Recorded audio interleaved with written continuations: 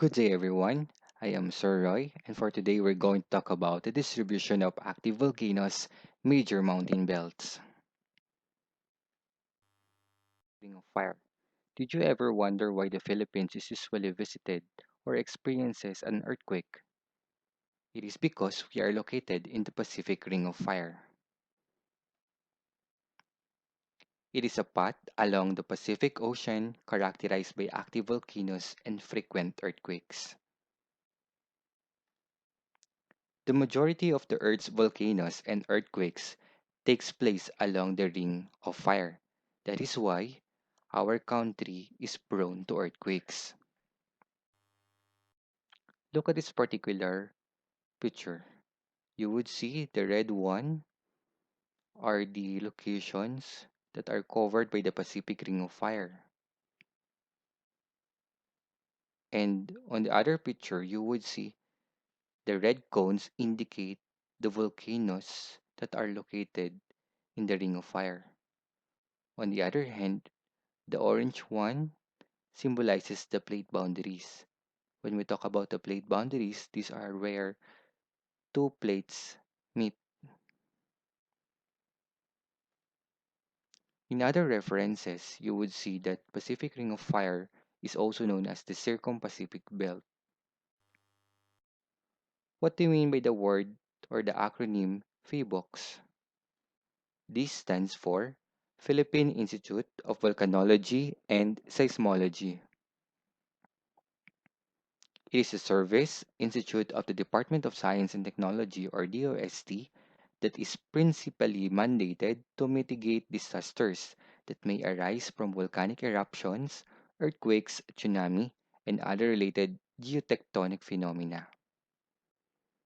In our country, the PHIVOX is the one which monitors different volcanic activity and earthquakes happening in the different parts of the country. Recap of what is meant by the word volcano. As you would see in the picture, it is a kind of landform which releases magma when it erupts. A volcano is an opening in the Earth's crust through which lava, volcanic ash, and gases escape. You would also notice that a volcano looks like a mountain. The only difference is that a volcano possesses a crater. How about what are the different classification of volcanoes? We could classify the volcanoes depending on their volcanic activity. First, we have the term active volcanoes. These are those that erupts regularly. Our PHIVOX have identified 53 active volcanoes in the Philippines. In this particular volcano, erupt at a regular period of time. The next type of volcano or classification is what we call as a dormant volcano. This type of volcano have erupted in the historical times but are now considered to be quiet. The next kind of classification would be the inactive volcanoes, those that do not have any record of eruption but is expected to erupt in the future. Next, we also have the term extinct, meaning to say it has not had enough eruption for at least 10,000 years and is not expected to erupt again in comparable timescale of the future. Meaning to say, in other words, when we talk about the extinct volcano, there is no tendency that this particular volcano will erupt in the future. This particular table shows us some active and dormant volcanoes in our country.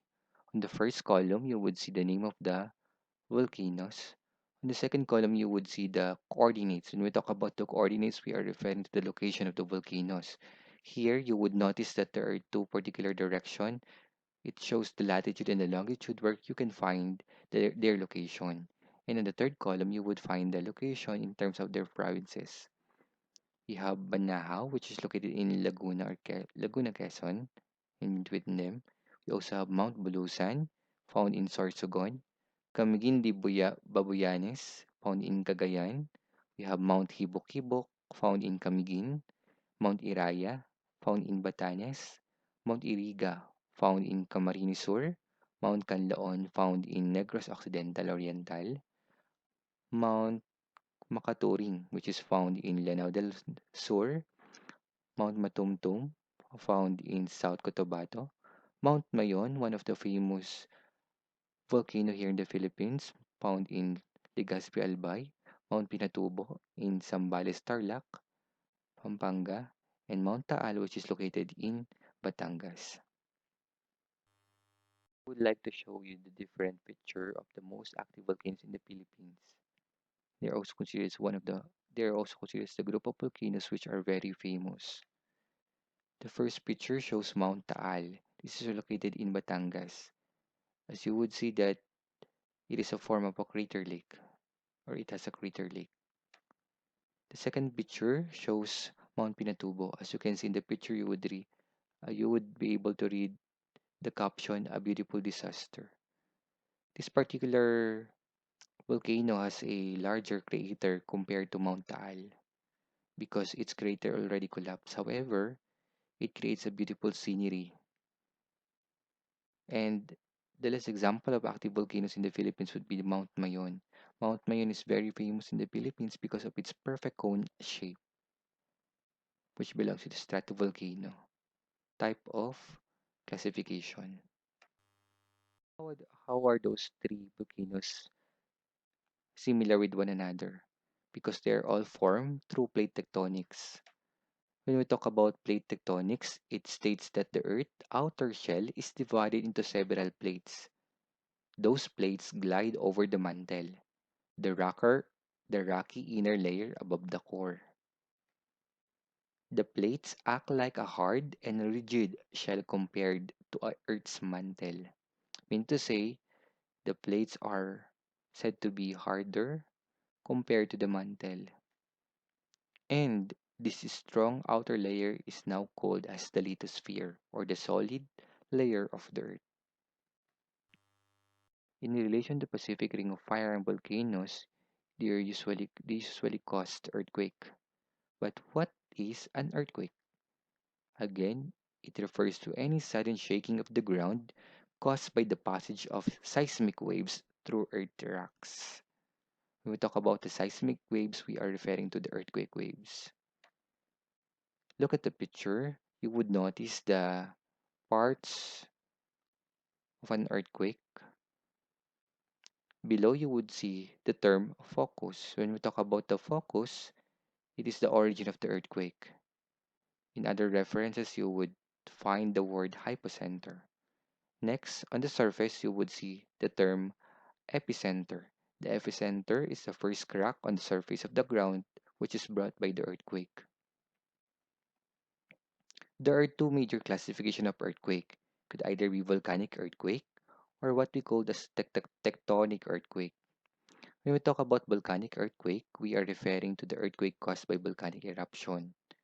On the other hand, when we talk about tectonic earthquake, we are referring to the type of earthquake which is caused by the movement of the tectonic plates. Seismic waves.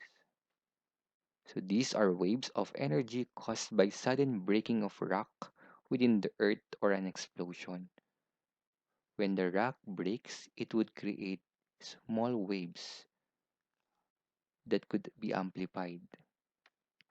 It is recorded on the seismograph. So how does a seismograph look like? So this is the picture of a seismograph. As you would see in the picture, it contains a pen and it should be placed in a particular stable place. When there's an earthquake, the pen will record the vibration on the revolving paper covered by the drum. The seismic waves. We have the first one. This is called as the body waves. This can travel through the Earth's inner layers. When we talk about the Earth's inner layer, we are referring to the mantle and core. There are two types of body waves. It could either be P wave or the secondary wave or the S wave. The another type of seismic wave is what we call as the surface waves. These can only move along the surface of the planet. For example, the ripples on water. When we talk about the ripples, these are the small waves on the water. body wave. The primary or the P wave, the other term for that, is the fastest kind of seismic wave. This can move through solid rocks and fluid. Means to say the primary wave can enter even the inner layer of the earth, even the mantle and even the core. Always remember that the core has two major layers. It could either be inner core or the outer core. The outer core is liquid while the inner core is solid, and both can be penetrated by the P wave. Look at the illustration. You would see that primary wave is an example of longitudinal wave. It only moves back and forth motion. As you would see in the illustration, it could either move from left to right or right to left. The second type of body wave is what we call as the secondary wave or the S wave. It is a transverse waveform that shears the ground sideways at right angles to the direction of the travel. What does it mean? When you look at the illustration, you would see that the waves created by the S wave are like the waves in the ocean. It moves in a transverse waveform or up and down motion. How do the scientists find the location of an earthquake? They use the method triangulation. It is used by the seismologists to find the center of the epicenter of an earthquake. This is the first crack on surface of the ground. When seismic data is collected from at least three different locations, it can be used to determine the epicenter by where it intersects. The point of intersection between the three locations would be the center of the epicenter. All for our first lesson in Grade 10 Science. Thank you so much.